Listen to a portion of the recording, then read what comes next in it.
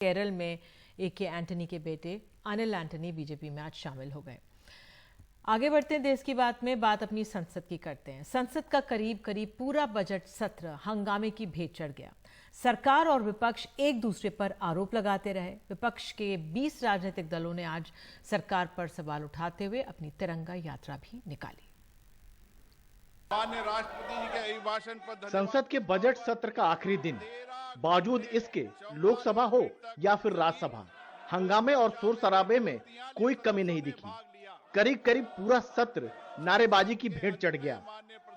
पहले राहुल गांधी से माफी, फिर जेपीसी की मांग और बाद में ओबीसी का अपमान जैसे मुद्दों को लेकर दोनों सदनों में टकराव अंत तक बना रहा। स्पीकर सदस्यों से अनुरोध करते रहे, पर उसका कोई असर नहीं दिखा। वो हमेशा कहते गए कि अपोजिशन पार्टी को इंटरेस्ट नहीं है वो डिस्टर्ब, लेकिन डिस्टर्बेंस तो रूलिंग पार्टी से हुआ। आखिरी दिन को भी कांग्रेस और उनके साथियों ने बहुत गलत तरीके से डिस्टर्ब किया, हाउस को चलने नहीं दिया, काले कपड़े पहन करके संसद का फिर से अपमान किया। बजट सत्र के पहले हिस्से में फिर भी कुछ काम हुआ, मगर दूसरा हिस्सा बिल्कुल टकराव में गुजरा। संसद के बजट सत्र के दौरान लोकसभा की प्रोडक्टिविटी सिर्फ 34% और राज्यसभा की प्रोडक्टिविटी करीब 24% रही। राज्यसभा में राजनीतिक गतिरोध और संकट की वजह से 103 घंटे 30 मिनट का समय बर्बाद हुआ और बजट सत्र के दूसरे चरण के दौरान राज्यसभा की प्रोडक्टिविटी गिरकर महज 6.4% रह गई।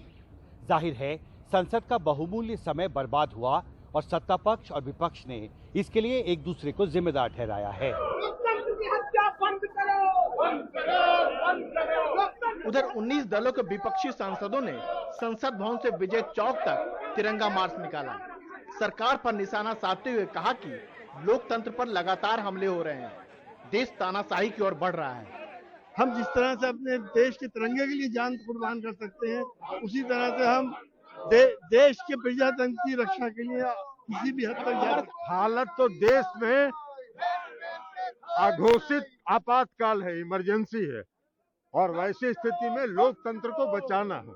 लोकतंत्र को जिस तरह से संसद में सम्मान नहीं मिल रहा है, इसके उसमें संपूर्ण विपक्ष एक साथ होकर प्रदर्शन कर रहा है। हालांकि अभी 2024 दूर है, पर उसकी बिसात बिछनी शुरू हो गई है। बीजेपी के खिलाफ अभी करीब समूचा विपक्ष एकजुट दिखाई पड़ रहा है। मगर दो सवाल हैं, ये एकजुटता जमीन पर कितनी देर कायम रह पाएगी? क्या कुछ दल आपस में टकराएंगे नहीं?